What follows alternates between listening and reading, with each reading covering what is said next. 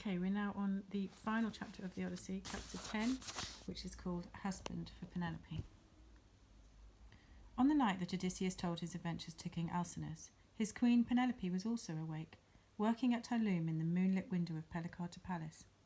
She, too, was weary after years of sleeplessness, all those lonely nights spent unpicking the threads she had woven during the day. She was determined that the veil must never be finished. The suitors had begun to wonder years before why the veil was so long in the weaving. Most thought that some magic force must be unravelling the work to spite them. But two were not superstitious at all.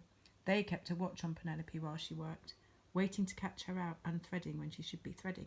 They were baffled. Now a new idea came to them. If Penelope had not been so weary, nodding over her moonlit work, she might have heard their clumsy footsteps on the stairs and their creeping in at the door.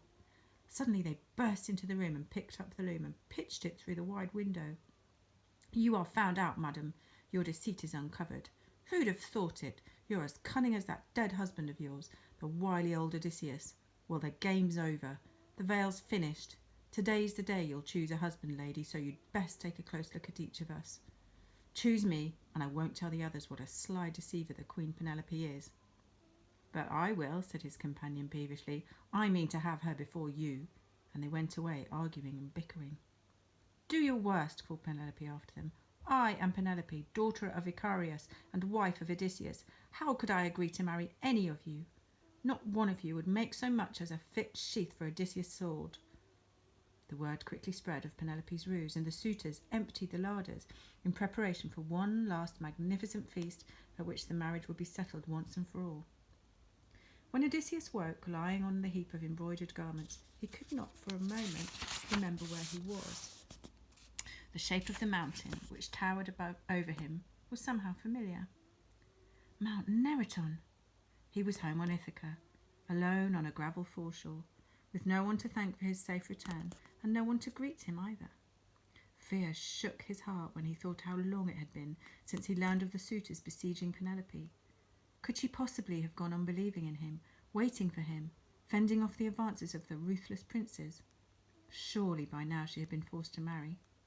He shuddered at the thought, then quieted his beating heart and thought of a plan.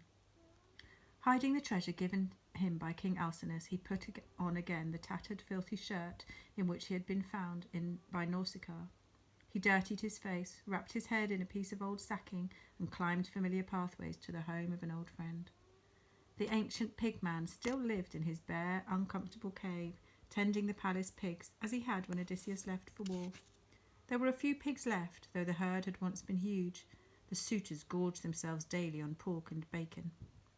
As Odysseus approached the cave, he heard the drone of voices, a young man and an older one, and his own name was mentioned more than once. "It would be different if Odysseus were here," said the old pig man. "Would it? Would it? All my life I've heard so, but Odysseus is nothing but a name to me. I don't even remember his face." "Why, lad, you only have to look in the mirror to see what Odysseus looked like. You're the picture of your father." Odysseus ripped aside the ragged curtain across the doorway of the cave. "Telemachus! Is this really Telemachus?" The young man leapt to his feet, half drawing his sword, thinking to be ambushed, as he had been ambushed before by the suitors. The pig man leapt between them. "Aha, I know that voice," he said, peering into the newcomer's face with a big winking grin. "No need for the sword, Prince Telemachus. This is an old friend of mine. He's been away travelling the world for a great many years." Odysseus winked too at the old man and said, "And now I'm shipwrecked on your beautiful island and have no means of getting home. Would you help me to a new boat, Prince Telemachus, even though I'm a stranger to you?" Telemachus gave a snort of disgust. "You certainly have been gone a long time if you don't know the state of things here on Ithaca. My word counts for nothing. After today I shall be lucky if I keep my skin. Now if my father were here, he would give you a boat and everything you need to reach home. He's a traveller himself and must need the help of strangers." "Who? Odysseus who fought at Troy?" said Odysseus. "Did he never come home then? Perhaps he's dead. Then the Queen and I and Ithaca are lost." "I won't believe it. You know, your face is familiar. Have we ever met before?" Odysseus put one arm across his eyes to hide his tears of joy. "Not since you were a newborn baby. Not for 20 years. Not since the Trojan Wars began and every true man left his home and family and went to fight in the service of Agamemnon. Oh, you can't imagine how hard it was to leave my wife and baby, or the trouble I've had in returning to them. Come here, son, and let me look at you. I am your father, Odysseus. I've come home at last. Telemachus left the pigman's cave before Odysseus and returned to the palace just as if nothing had happened. He said nothing to his mother, nothing to the suitors who jeered at him as he came in and jostled him with their elbows. The feast was ready, at which Penelope must choose her new husband. The suitors no longer tried to please or flatter her. She was now simply a prize that one of them would win, and the wedding simply an excuse to eat and drink all they could lay their hands on. The suitors hooted and laughed and drank so much that no one noticed a threadbare beggar creep into the yard and sit down by the door. No one, that is, but a big old dog lying out in the last heat of the sun. Its ribs were bruised by kicks from the suitors, and it swayed unsteadily on painful hips. But at last it reached the beggar and snuffed up his many smells. Then it laid its head in the beggar's lap, and its tail thumped the ground 3 times.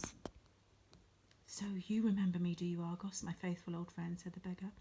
You remember how we used to go hunting together when you were just a silly young puppy. We've had a hard life since then, you and I. What a lot of things we could tell each other, eh, old boy? And he fondled the dog's ears until the faithful creature's heart burst with joy, and he died in the beggar's lap. After a few minutes, the beggar lifted the shaggy head aside and entered the hall, bowing and creeping most humbly. He knelt beside each chair in turn. Spare me a little meat from your plate, sir, he said. Get outside with the other animals. Spare me a sip of wine from your cup, sir. What? And drink from it after? I'd catch something. Get away. Spare me that crust of bread in your fist, sir. I'll spare it, yes, said the suitor, and threw it in the beggar's face, then hurled apples and lemons against his back as he crept away. Spare me a bite to eat, lady, and I'll remember you in my prayers. Here, sir, you may have my dinner and my wine, said Penelope.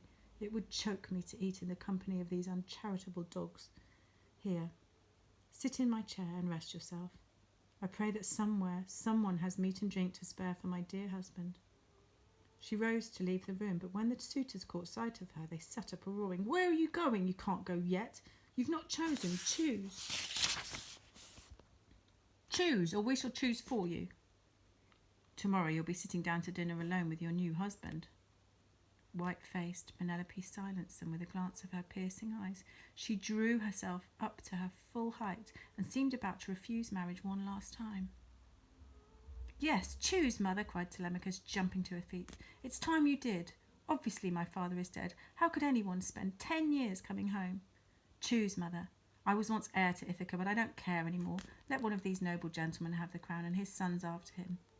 Well said, boy, crowed the suitors. At last he's grown up. Queen Penelope was dumbstruck. My own son tells me this. Then I give up, she added bitterly. Since you think I should give myself away into the hands of these men, Telemachus, perhaps you should choose which one I marry. Let them compete, said Telemachus quickly. Since your first husband was a man skilled with weapons, why don't you marry the one who can match Odysseus in skill? Look, there's father's bow still hanging over the fire. Marry the man who can string it and shoot an arrow and hit a target of your choosing. Forlorn, desolate, and betrayed, Penelope searched about for the most difficult targets she could name. Each suitor carried a cleaver or axe swinging from his belt by a leather loop. Set your axe's head down on the table and let the man who strings the bow and fires an arrow through the belt loops make me his wife tomorrow morning.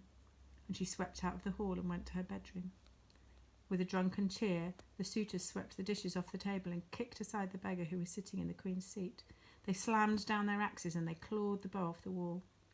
The great hunting bow of young King Odysseus. One by one they strained to bend it so as to slide the string's loop into the cleft at the tip of the bow. They grunted and struggled. They swore and they failed.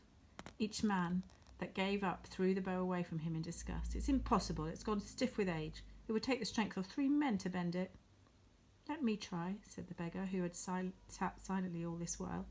You piece of dirt. Again they showered him with fruit and kicks. Let him try, said Telemachus, scornfully tossing the bow at the beggar's head. The tattered man stood up, not a tall man, but broad-shouldered and stocky. He leaned the bow across one thigh and braced it behind the other ankle, then slipped the string loop into its cleft. The bow was strung. Blustering with rage, one of the suitors snatched it away. Well, let's get on with the contest then. Me first. The axes tumbled, the arrows shied left and right until the walls of the hall bristled. They were failing. They were furious at failing. They were wild with disappointment. They hated one another in case one at long last succeeded. They threatened Telemachus with clenched fists because he dared to laugh at their miserable efforts. The beggar did not laugh.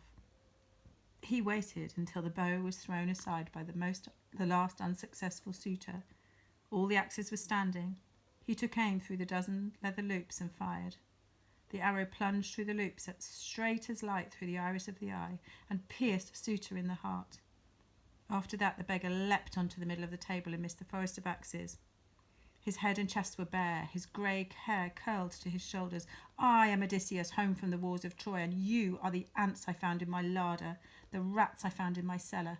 Penelope will marry none of you. She has a husband already, as you will soon regret.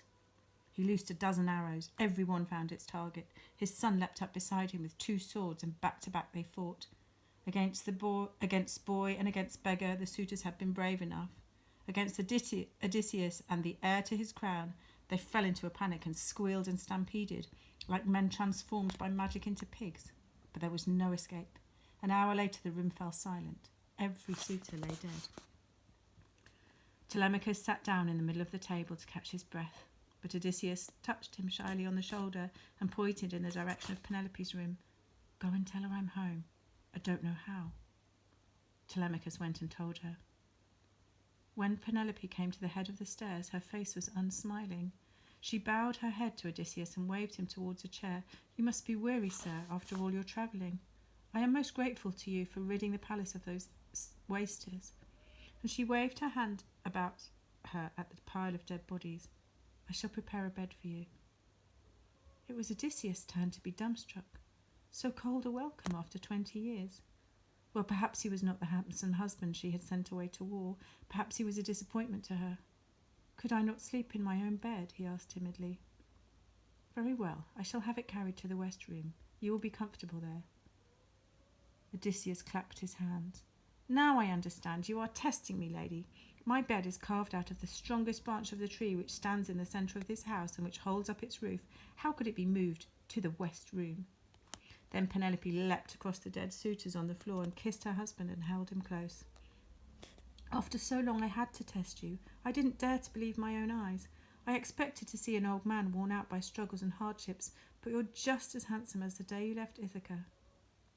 In the fields of his 3-island kingdom, the farmers danced.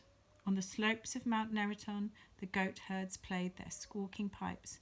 Throughout Ithaca and Kephallonia and wooded Xanthe, beacon fires were lit and drums were beaten from morning till night to say that King Odysseus was home at last. In the peaceful days that followed, poets wrote down the griefs and triumphs of the Odyssey. But Odysseus would not hear the poems recited, nor the songs sung, until he had made sacrifice to Poseidon and struck a peace between man and God, between sea and land, between heaven and earth. And that is the end of the story.